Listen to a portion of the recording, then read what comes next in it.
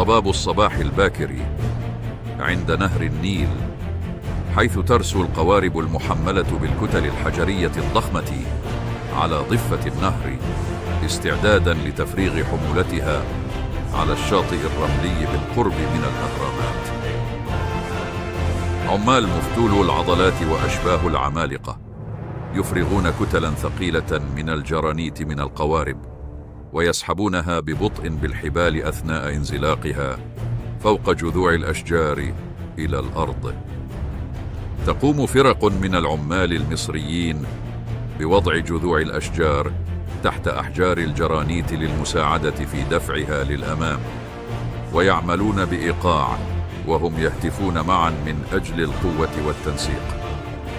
يسحب العمال كتل الجرانيت إلى أعلى منحدر رملي، وتشد الحبال أثناء سحبها بحركات متزامنة، بينما تشرق الشمس فوق المناظر الطبيعية الصحراوية.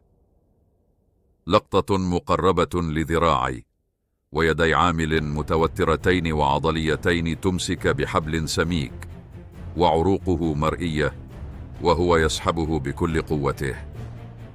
يشرف المشرفون مع أذرعهم المدلفنة على الفرق ويعطونهم تعليمات حول محاذاة كل حجر بالإيماءات والأوامر.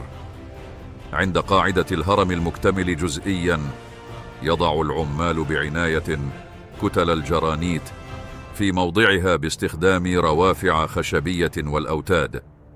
عامل عملاق يضبط لوحا حجريا ويبرز هيكله الضخم وقوته في تحمل الوزن الهائل للكتلة.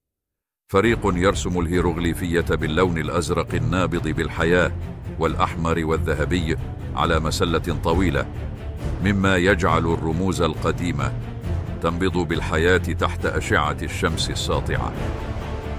لقطة مقربة لإزميل ينحت الهيروغليفية على الجرانيت، حيث تتطاير قطع صغيرة بينما يطرق العامل بالمطرقة بدقة ومهارة.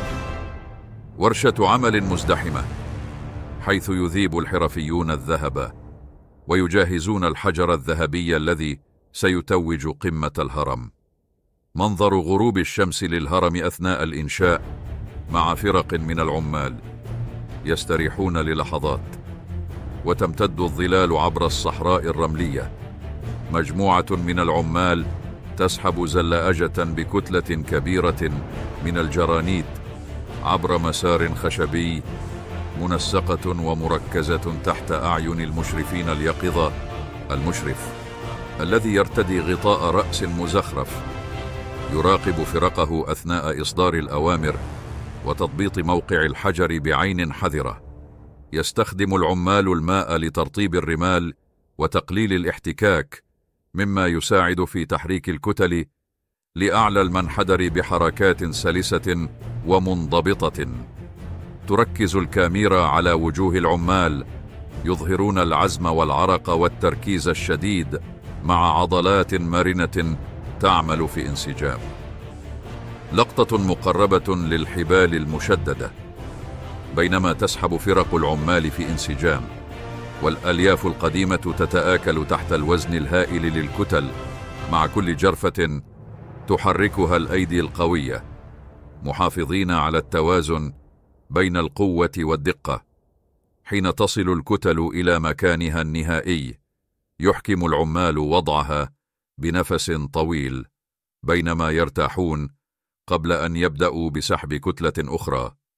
لمحات تظهر شرارات تتطاير أثناء نحت الأحجار، مع كل ضربة تزيد قرب مشروع بناء الهرم إلى كماله.